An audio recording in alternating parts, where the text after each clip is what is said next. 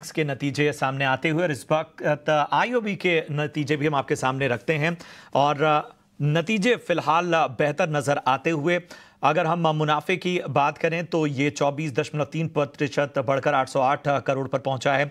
इसके अलावा अगर हम नेट इंटरेस्ट इनकम एनआई की बात करें तो ये भी 21.4% बढ़कर 2763 करोड़ पे पहुंचा है।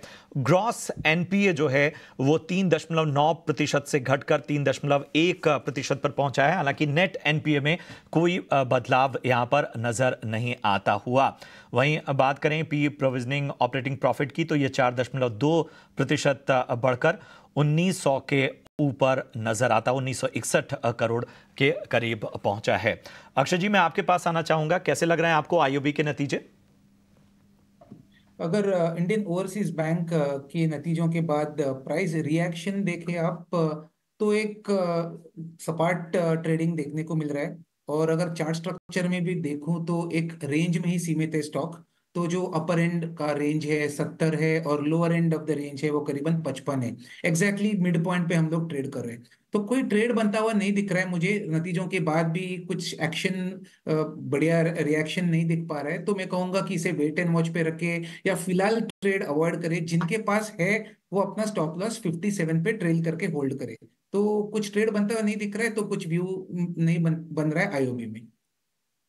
एक चीज बताइए अक्षय कि जैसे जिस तरह से एक के बाद एक बेहतर नतीजे बैंक्स के नजर आए हैं, हमने पीएनबी के नतीजे देखे, अब हमने एसबीआई के दमदार नतीजे देखे, उसकी जो इंटरनल तमाम आंकड़े आए वो भी बेहतर नजर आते हुए यहाँ पर भी हम देख रहे हैं इंडियन ओवरसीज बैंक के नतीजे बेहतर आए हैं।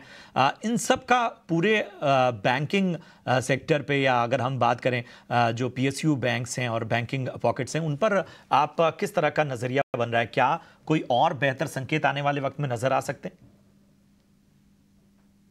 जी, अगर ओवरऑल बैंक्स की बात की जाए तो नतीजों के बाद अगर आप देखें तो रिएक्शन खराब नहीं रहा है। ओवरऑल हल्की सी उछाल काफी सारे बैंकों में देखने को मिली है।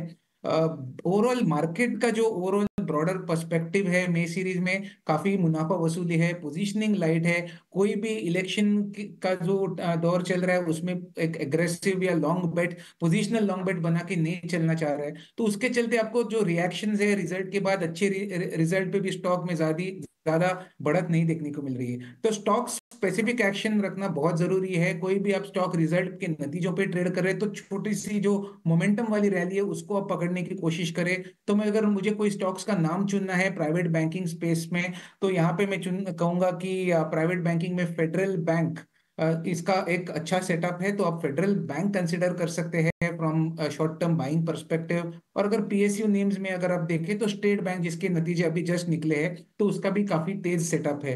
तो बहुत लिमिटेड नाम उभर के आ रहे हैं क्योंकि मार्केट का ब्रॉडर सेटअप वीक है। बहुत ही आपको स्पेसिफिक रहना है जब भी आप कोई बाइंग नेम चूज कर रहे हैं बैंकों में। तो मैं कहूंगा छोटे टारगेट्स रखे, ट्रेडिंग का माहौल है, शॉर्ट टर्म ट्रेड्स का ओवरऑल कंडीशन सेटअप डेवलप हो रहा है। तो छोटे टारगेट्स और छोटे स्टॉप लॉस के ट्रेड करें। और एसबीआई और फेडरल बैंक, ये दो मुझे नेम्स पसंद आ रहे हैं लॉन्ग की तरफ बैंकिंग स्पेस में।